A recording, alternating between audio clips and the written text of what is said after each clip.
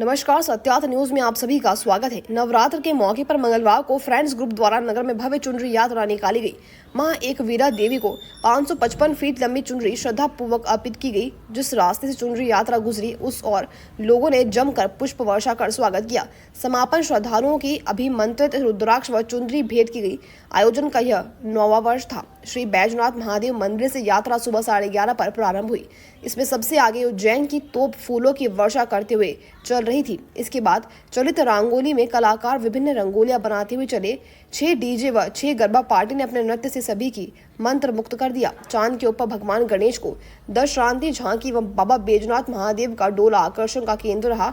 डोल के आगे उज्जैन के मशहूर महाकाल भस्म रमैया भक्त मंडल द्वारा आकर्षक प्रस्तुतियां दी गई।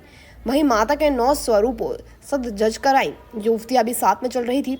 नासिक तथा स्थानीय ढोल की थाप पर हर किसी को झूमने पर मजबूर कर दिया। अंत में माता के चित्र को रथ पर सवार किया गया था। यात्रा का नगर में जगह जगह पुष्प वर्षा कर करीब 50 मंचों के अलावा घरों से लोगों ने स्वागत किया। अंत में श्रद्धालुओं को अभिमंत्रित रुद्राक्ष और चुनरी ग्रुप द्वारा भेंट की गई। बदनावर से राहुल सिंह चौहान की